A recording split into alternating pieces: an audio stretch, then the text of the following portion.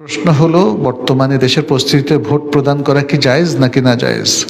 কারণ গণতন্ত্র ইসলামের সাথে অনেক ক্ষেত্রে সাংঘর্ষিক। আমি মনে হয় বলেছিলাম কয়েকবারই, ভোটের ব্যাপারটা তো এটা হচ্ছে মুসলমানদের মাসলাহাতের সাথে রিলেটেড, এবং আপনার সিচুয়েশনটাও আপনি অ্যাসেস করবেন, কারণ এটা একটা ইজতেহাদি বিষয়। ভোট মাত্রই হারাম কোনো আলেম বলছেন? ভোট তো মতামত দেওয়া। আপনি যদি ভোট দেন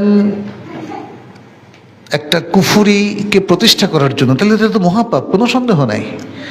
কিন্তু আপনি আসলে কি করছেন দেখার বিষয় আছে, তার উপর নির্ভর করবে।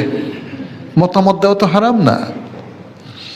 তারপরে আজকাল বাংলাদেশে যে ভোটগুলো হয়, সেখানে আছে জনপ্রতিনিধিদের ভোট, আবার আছে পার্লামেন্টের ভোট, এক একটা এক এক ধরনের। দ্বিতীয়ত হচ্ছে ভোট কেন্দ্রে নিরাপত্তা নাই।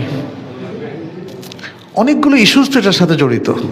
শুধু গণতান্ত্রিক ইস্যু আপনি যদি নিয়ে আসেন যে ভোট দিলেই এটা অটোমেটিক গণতন্ত্রের পকেটে চলে যাবে, আর গণতন্ত্র মানে একদম শেরেকের পকেটে চলে যাবে, এই সমীকরণ কোথায় পাইলেন? ভোট কি শুধু গণতন্ত্রের জন্য দেয়?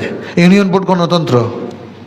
হ্যাঁ, এই যে ধরেন ইঞ্জিনিয়ারদের একটা ভোট হয়, ওটা গণতন্ত্রের জন্য? তো কি বলছেন এগুলো সব? ভোট মানে গণতন্ত্র? ভোট মানে গণতন্ত্র না। সবচেয়ে বড় জিনিস হচ্ছে এলাকায় জনপ্রতিনিধি তৈরি করার ক্ষেত্রে মুসলমানদের কোনো স্বার্থ আছে কিনা। কারণ আমাদেরকে তো বেঁচে থাকতে হবে নাকি, সমাজে আমাদের চলতে ফিরতে হবে।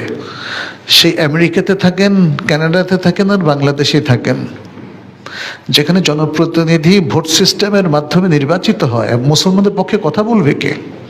এই জন্যে ইসলামী ফেক কাউন্সিল রাবেতার মক্কার তারা বলেছে এটা দেখতে হবে মুসলমানদের মাসলাহাত যদি থাকে জনপ্রতিনিধি নির্বাচনের ক্ষেত্রে, যে মুসলিমদের ভালো কেউ আসার সম্ভাবনা থাকে, তাকে আনলে মুসলমানদের লাভ হয়, তাহলে সে জায়গায় ভোট দেওয়া যাবে।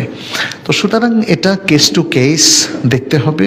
বাতিলকে প্রতিষ্ঠার জন্য যে কোনো চেষ্টা ইসলামে অপচেষ্টা হিসেবে গণ্য হবে। কুফুরিকে প্রতিষ্ঠার জন্য যে কোনো প্রচেষ্টায় সামিল হওয়া যাবে না। এগুলো হচ্ছে কমন ফর্মুলা, এটা মনে রাখতে হবে।